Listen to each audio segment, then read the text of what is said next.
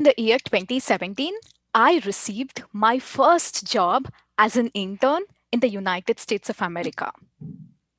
I was so happy. At the same time, I was nervous. Nervous because it's a new country, new colleagues, different work culture, and most importantly, it's going to be full of native speakers. I wasn't sure how I was going to adjust myself in the new country and new job. But I wanted to take it as a learning experience, see how I mingle with everyone and adjust with everyone and just experience all those moments. 5 weeks passed in my internship period. I was really happy with the way it was progressing. My colleagues were superb. My peers were fantastic. They were helping me whenever I reached out to them for help. Especially and most importantly, my supervisor was really encouraging me. She was always motivating me to think out of the box, which actually helped me to come out of my comfort zone.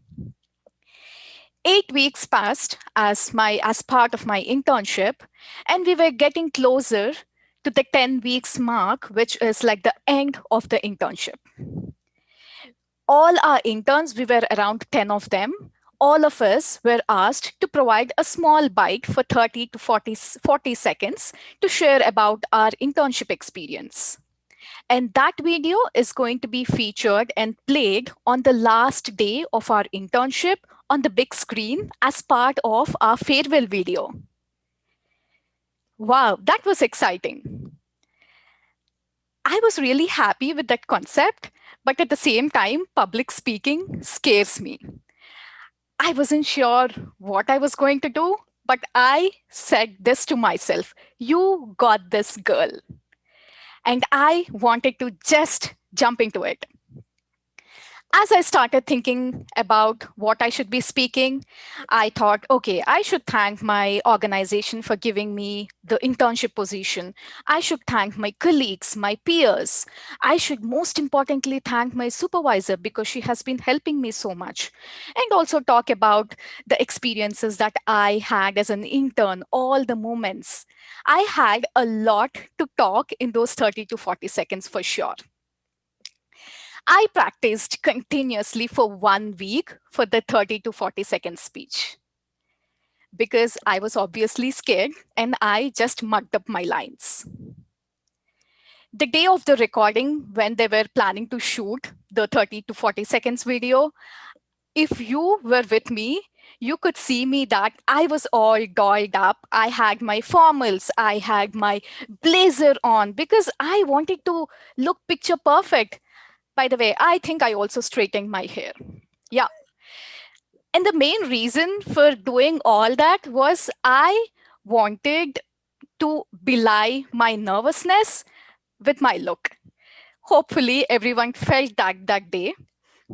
So I started picking up the courage to speak in front of everyone because the person shooting the video was really quick, one intern after the other intern. They were just shooting for 30 to 40 seconds. And there comes my turn. I obviously took multiple takes because I was nervous, but then he was patient enough to give me that time. And finally, by God's grace, we finished the recording. I was so happy that it came out really well. At the end of the day, it was all about the feeling that, okay, I tried something new. Maybe I wasn't the best, but I tried something new. Finally, the day of our last day of internship arrived, and it was the party time, the farewell party time. I could see all the executive leadership team, the CEOs, the CTOs, the managers, the vice presidents, everyone in that room. I also called my supervisor because I wanted her to see the video because I spoke about her. It was going to have a huge visibility for me as an intern, having all the executive teams there. And suddenly the internship organizer now announces that we have a video and we wanted to play it. And there begins the video. 3, 2, 1, play. Wow. It's a big screen. It's a 5 minutes long video, and I started to see my co-interns speaking. 4 minutes, 30 seconds passed, and mine did not appear yet. I was patiently waiting, sitting beside my supervisor. 4 minutes, 50 seconds passed. Mine did not appear. Okay, probably it's going to appear now because we still have time. 4 minutes, 59 seconds, and everyone clapped. My video was completely taken out from that collaborated video. It was cut off. I wasn't sure what the reason, but obviously I was disappointed. I was so hurt because I did a lot of hard work to get that done. I don't know why. Maybe I was not fluent. Maybe I was not presentable. Maybe I did not articulate properly. Maybe whatever I spoke did not make sense to them. But at the end of the day, it wasn't there.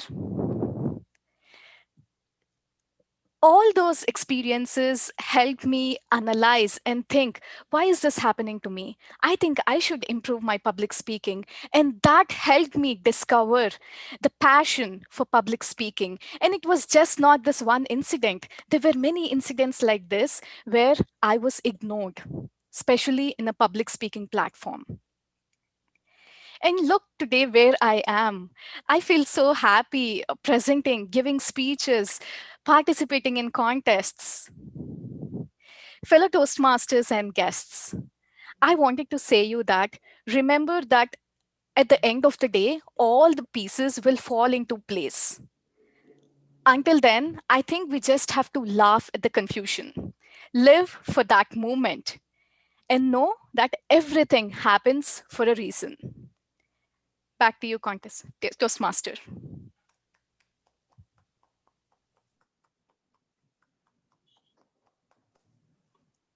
Thank you, Suruthi. What an inspiring speech.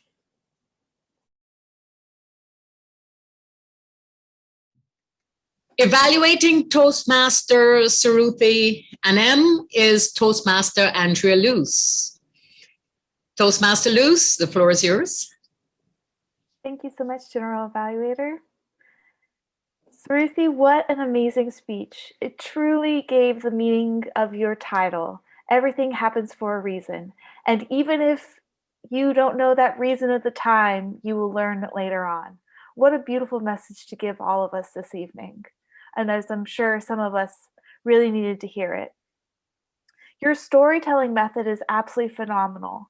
You go into the details of the story and wrap us right around your little finger and taking us along for the ride. Your voice fluctuations really brought us into the story as well. You know, if there's one piece of advice I have, it's to actually intensify those fluctuations a bit. You know, going into whispers when you need to, setting the tone, making pauses between words. That'll really, really bring your speech to a new level.